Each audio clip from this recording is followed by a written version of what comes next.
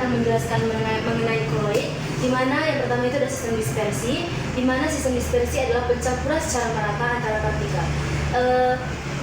Sistem dispersi juga memiliki jenis-jenis, yaitu adalah larutan, koloid, dan suspensi. Di mana larutan itu masuk ke dalam campuran homogen, koloid dan suspensi masuk ke heterogen. Adapun perbedaan-perbedaan dari sistem dispersi yaitu adalah dibagi menjadi ukuran, fase, kestabilan, dan pemisahan.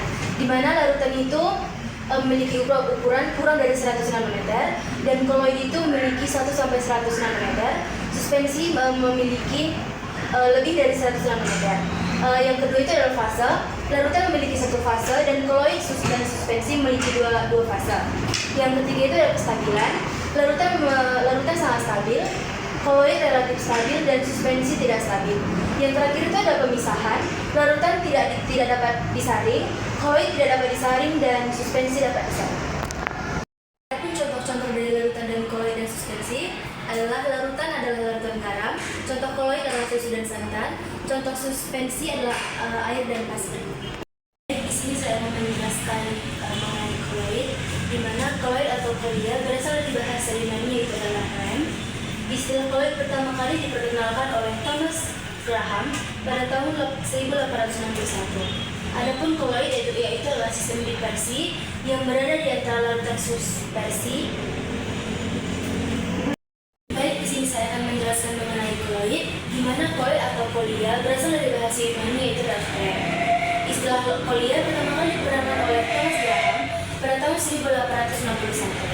Adapun sistem koloid adalah sistem dispersi yang berada di antara larutan suspensi. Beberapa jenis koloid yaitu adalah medium pendispersi, yaitu adalah padat yang meliputi fase terdispersinya itu adalah padat cair gas, yang mana jenis-jenis koloid itu adalah sol padat, emulsi padat, dan busa padat. Contoh-contoh dari jenis-jenis koloid adalah sol padat itu contohnya mutiara, kaca warna. Contoh emulsi padat itu adalah keju dan mentega. Contoh dari busa padat adalah batu apung dan kerupuk. Medium pendispersi cair meliputi padat cair gas, di mana jenis-jenis koloid itu adalah sol dan gel, emulsi, dan busa. Contoh dari sol gel adalah peti dalam air, cat, dan jelly. Contoh dari emulsi adalah susu, mayones, dan santan. Contoh dari busa adalah krim dan pasta. Medium pendispersi gas meliputi padat dan cair, yaitu adalah jenis-jenis koloidnya aerosol padat dan aerosol cair. Di mana contoh dari aerosol padat itu adalah debu dan asap, dan contoh dari aerosol cair itu adalah awan dan kabut. Adapun sifat-sifat dari koloid dibagi menjadi 5, yaitu adalah efek Tyndall, di mana efek Tyndall adalah penghamburan cahaya oleh partikel koloid. Contohnya itu adalah sorot lampu pada bioskop.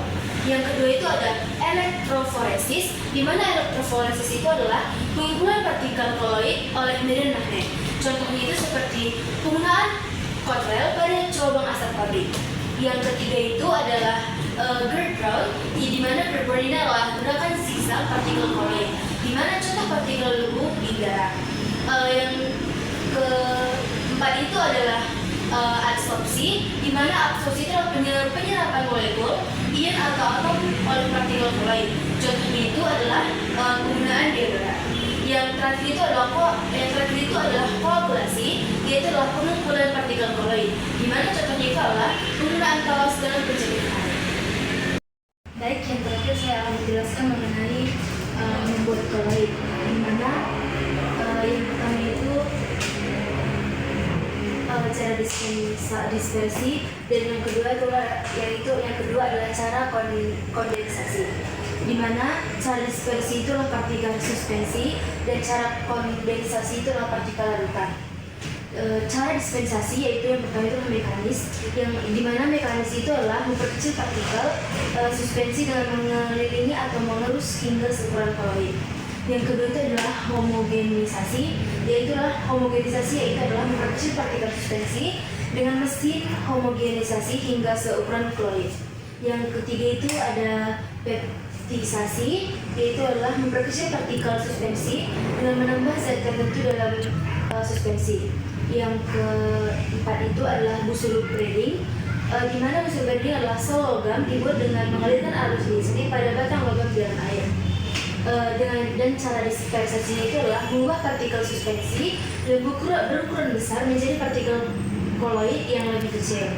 Yang kedua itu adalah cara kondensasi, di mana reaksi redoks. Reaksi redoks adalah memperbesar ukuran partikel larutan dengan melibatkan reaksi reduksi oksidasi yang disingkat menjadi redoks. Yang kedua itu ada hidrolisis, di mana hidrolisis adalah memperbesar ukuran partikel larutan dengan melibatkan reaksi hidrolisis.